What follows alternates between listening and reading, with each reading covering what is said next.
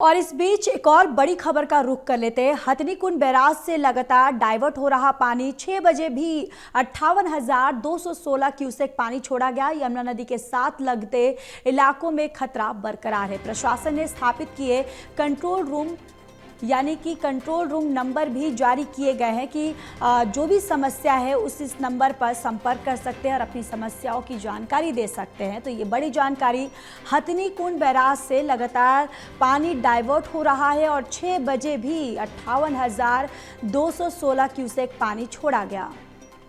और इसी खबर पर ज्यादा जानकारी के साथ एसोसिएट एडिटर देवेंद्र कथुरिया हमारे साथ जुड़ चुके हैं। देवेंद्र, क्या कुछ जानकारी है? देखिए, लगातार हथनीकुंड बैराज से डाइवर्ट हो रहा है पानी।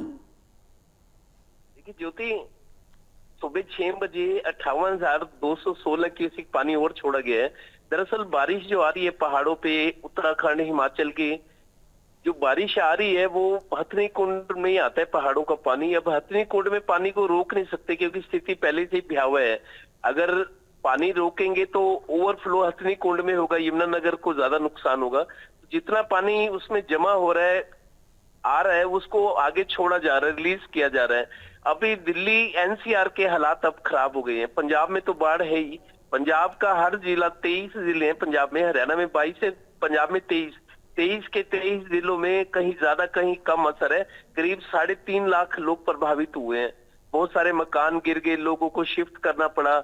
हरियाणा में भी स्थिति अब दिनों दिन नुकसान बढ़ रहा है।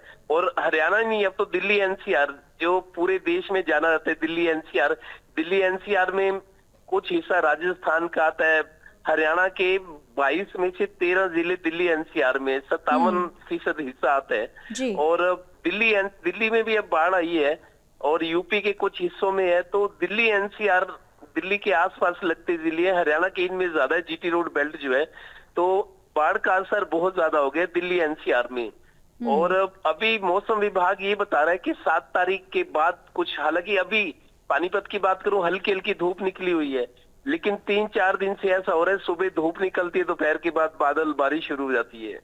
तो ये खतरा भी बरकरार है और बहुत सारे जिलों में स्कूल भी बंद कर दिए गए हैं। हालांकि अब वीकेंड है जी। कल तक 8 जिलों में स्कूल बंद थे। जो बैडली अफेक्टेड हैं उनमें यमुनानगर है, करनाल, पानीपत, सोनीपत, और अब तो फरीदाबाद और पलवल में भी काफी नुकसान हुआ है। और ग्रेटर नोएडा, दिल्ली के इलाके, राजस्थान तक पानी मार कर रहे हैं। तो यमुना का जो पानी जा रहा है पहाड़ों से आता है, हरियाणा होते हुए दिल्ली जा रहा है। दिल्ली में कई हिस्सों में बाढ़ है, दिल्ली से आगे फरीदाबाद, पलवल, मतलब जहां जहां से यमुना गुजरती है। और हरियाणा की नदियों की बात करें तो घग्गर नदी है, मारकंडा और यमुना पूरी तरह से अभी भी उफान पर है।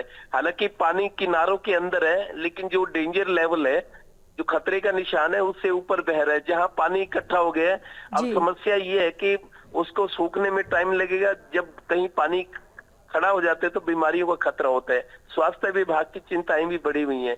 जिस तरीके से लाखों एकड़ पानी में डूब गई है फसल और गांव में पानी भर गया, मकान गिर गए हैं, जहां जहां पानी का जमाव है वहां बीमारियों का भी खतरा बढ़ गया है। और उस पानी को, खेतों का पानी सूखने में ही बहुत दिन का टाइम लगेगा।